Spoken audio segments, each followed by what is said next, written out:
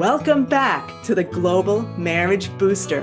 Today, we are honored to have with us from Istanbul, Turkey, Dr. Yudum Söylemaz, who is a full-time professor and researcher in the psychology department of Istanbul's Bilgi University. She also runs the university's couple and family therapy track of the clinical psychology master's program. In addition to all of this, Dr. Soylemaz continues her private practice with individuals, couples, and families. Dr. Soylemaz is also one of the founders of the couple and family unit of the Turkish Psychological Association. And the list goes on and on. Wow. Is there anything you don't do over there, Dr. Soylemaz? This is amazing. Welcome to the summit. It's such an honor and a pleasure to have you on board with us today.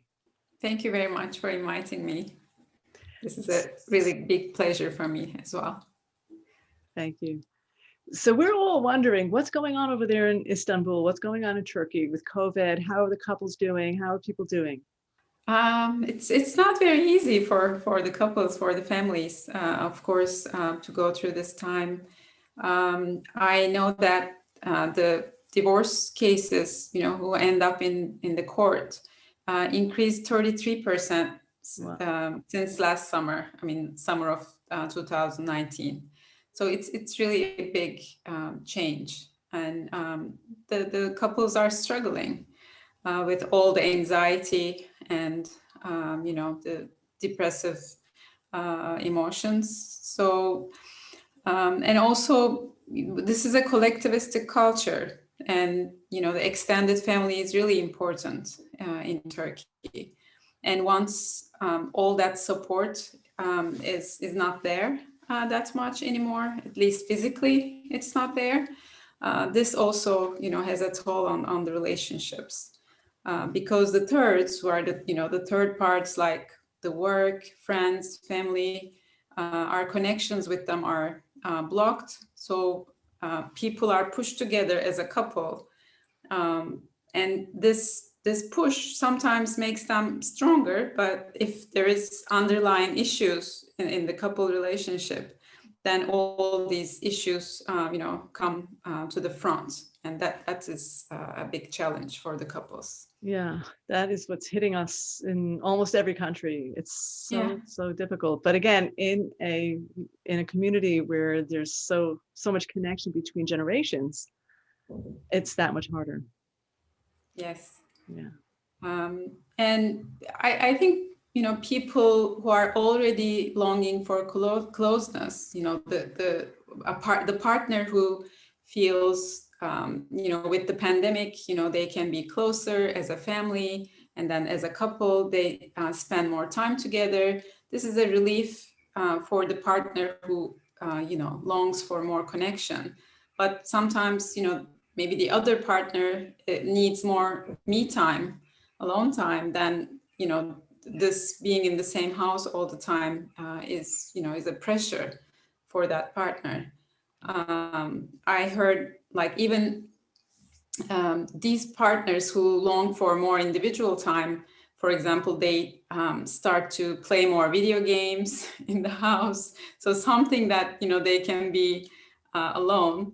But I heard one couple clients, the wife said, whose husband wanted to get the new PlayStation. She said she felt like he's getting the second wife. She was so worried that there will be no more couple time after this new PlayStation. All the new struggles, all of these, it's so difficult. So what is your advice for couples who are struggling right now? Because so many people are listening to this, and we want to hear, what is your advice, your wisdom? Please share. I think trauma emphasizes our values, our, what is important to us. And our ancestors also coped with some struggles like wars, poverty, losses. And there is a lot that we can learn from them. I like to use Bowen's intergenerational approach. And we know that there's a lot we can learn from the past generations. So my advice is really to trying to come up with these shared values. You know, what is our family, our family's strengths, what are our resources, what has been helpful for our parents, and what can we learn from them, and really sitting together and trying to, you know, come up with a shared meaning out of this traumatic process. So I really believe that there is the second thing is we need to accept that we are different. Even in we are in the same family, we are different, and the way we react to stress is very different. And it's actually mostly why we chose each other, because we are different. And if we can use these differences effectively, we can make a better couple team, because we balance each other. For example, maybe one partner is more, you know, getting more resources inside by being alone and by reflecting on things. And maybe the other partner is more about like external resources, you know, family, friends, hobbies, other things. Or some couples are like some partners react faster and the other one is slower, but it's actually a good match. And for the children as well, they see different types of coping, and they can choose, you know, what they like. So it brings more richness to the family system if we can appreciate each other's different styles. That's beautiful.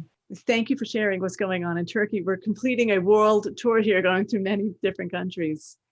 And I'm wondering, Dr. Soylemaz, what do you suggest, what do you think every couple needs to know? 3 vital things that every single couple needs to know. I will say, I will talk about 3 balances that every couple needs to work on. The first balance is between me versus us. So me time or alone time, individuality versus togetherness and the sharing and being a couple. I think there needs to be a balance between the two. The second vital thing is the balance between family versus couple, which is the family with, if there are children, of course, the family with the children needs to be balanced with the couple as just the two parents in the house. So especially in Turkey, sometimes, you know, these two get merged, and there is not much boundaries between the coupleship and the children. And this is a really vital thing for the family and the couple to function better. And the last balance is between work and play. The work part is, you know, the responsibilities, the chores, and everything that needs to be done, and, you know, the work as work, literally. And the play part is really the spontaneity, fun, sex, and there needs to be a balance between the two. So if the couple lacks, you know, the time and the resources in one of these areas, then there is more problems. Yeah. Oh, yeah. So do you have any suggestions for creating more balance in any one of these areas? Do you have any quick tips for our listeners? I think especially with being a couple and drawing boundaries with the children, I think this needs to be shared and talked as a family, that, you know, the couple needs more alone time. And maybe, you know, in some of the families, there are no like locks in the doors, like there's not even doors in the house. So this creates boundary issues. And the privacy, I think, is very important, and the couples should not feel guilty for their children if they draw boundaries, because they're doing a good for the children if they can close the door and say, this is, parent time now, you're not allowed in this room. And that's a good thing if it's balanced. Mhm. Yes, that is so important. Okay, do you have maybe an exercise that you could give our listeners to do now or at home that you think would give them a lot of strength? Yeah, I really think that in this time, of course, we have time to self-reflect and know about our weaknesses, strengths, what's bothering us, what do we really want. So there is a lot of self-reflection in this process. But I also value the reflection for the other. So my exercise is, it's called I Have Learned, Fill in the Blanks game. And the participants can think about the questions such as, let's do it now. Yeah. When my partner is anxious, he or she, and then they will fill the blanks. So really thinking about, and maybe it's also a guessing game, trying to understand what's going on inside our partner. This empathy game also. Let's continue with the questions. Yes, that's great. That's great. And people can stop the video if they need more time. Yeah, they can stop the video and try to maybe, write down their answers. And then they can go and check with their partners if the answers are right. And then they know more about their partner, because I really value curiosity and learning in the relationship. Right. Okay, great. All right. If, for example, your partner works from home, what kind of a work person is he or she? What did you learn about his or her style as a work person? In his or her free time, what excites him or her the most? Because some people, when they have time, they really enjoy just lying down and not doing anything. And some people really try to find something new that they can learn and, be curious about. So really thinking about your partner's excitements in those free times. One thing I could do today that would make my partner feel precious would be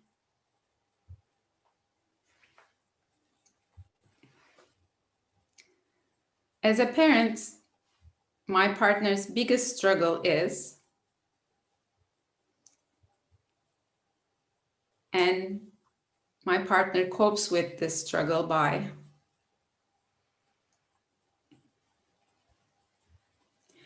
the moment that my partner felt most connected with me in the last week was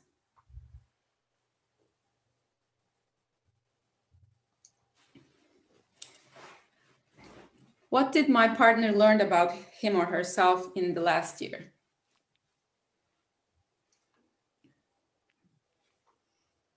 And then the last example could be, what would be the first thing my partner would like to do once the pandemic is over? And you can really add to these questions. The main idea is to really going into your partner's mind and, guessing the way his brain or his emotions work. Beautiful. Such great questions. I love it. I think our couples are going to love doing this. Yeah. Thank you. Yeah. I hope that will help. I'm sure it will. So hopefully we're going to be stepping out of lockdown soon-ish. We're hoping. And getting back to normal life is exciting, or semi-normal life is exciting, but it could be destabilizing. So what is your advice for couples to be able to come out of this strong and ready for the next stage? I believe that the connection that the couples have made during this pandemic will also be a resource after the pandemic is over. So if they can come up with some shared meaning after the period is over, where they have a common values and common ideas about their strengths as a couple and as a family. This will also this will make them even stronger after the pandemic is over, because this is really an opportunity in the sense that before the pandemic, maybe the couples or the families never sit on a table and think about and talk about what's really bothering them, and maybe dreaming together about their free times. So maybe if they can use this time as sharing more as a family, then after the pandemic is over, they will be continuing doing this, I hope. That's excellent. That's really great, and really to sit down, and a lot of good stuff really has been happening and can really happen, especially now. Sometimes it's only when a stage of life is coming to an end that we can actually say, okay, whoa, let me squeeze something in here. And that's what I'm hoping this summit is going to help people to do, to say, okay, we want to come out of this with something. So let's do it now. Let's sit down and think. Exactly. Yeah. Okay. Thanks. So before we say goodbye, I'm wondering if you have anything else you want to share with our couples to give them strength and hope.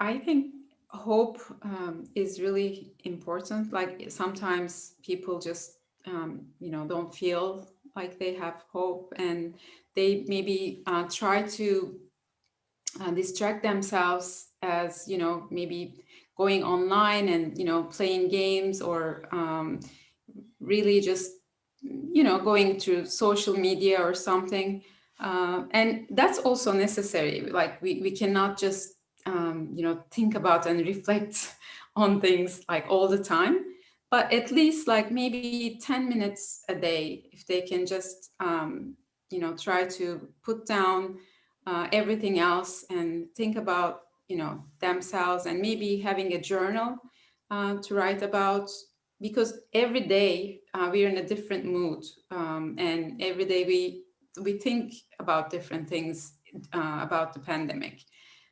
So going through these changes that we're going through, I think it's also important for the couples to look at their own journals, and if they want to, they can share their journals with each other.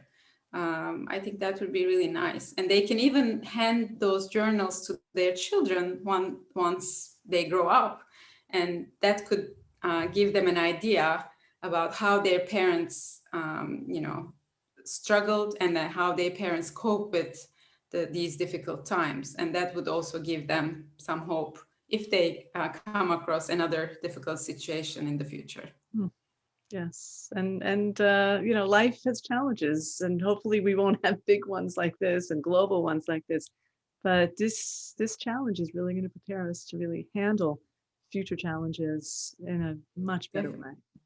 Definitely, and I believe that maybe for the first time we really feel connected as with the world, because as you said, all of the couples are going through similar stages, and it doesn't really matter where they live, and their maybe socioeconomic status makes some differences, of course, to reaching the resources and everything, but still the relationships are going through very similar challenges, and the things that makes them stronger are again very similar. So it's some time to be connected with all the couples in the world. And here we are. That's what we're doing. It's yes.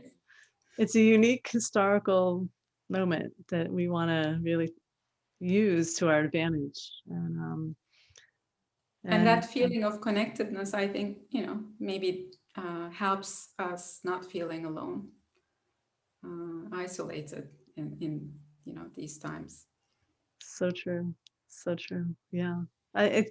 It's really, on some level, this pandemic has brought a lot of isolation into so many of our hearts. And yet this is this is the opportunity to reach out and realize that we're all connected and we really are one. I love what you just said, because we are together. We're so together. When has the world been this together? Ever, actually. I mean, think about I don't it. remember. Yeah. So just allowing ourselves to feel this connectedness in the universe. Yes, we are all on the same boat. Yes, we are. We're in it together. We're in this together, and we're coming out strong together. Yes. Okay, great. I want to thank you for spending time with us today, Dr. Soylemaz, for sharing your Turkish wisdom and giving this Turkish twist to our global summit. We really, really appreciate it. Thank you very much for inviting me. I'm also really happy that I'm a part of this connectedness.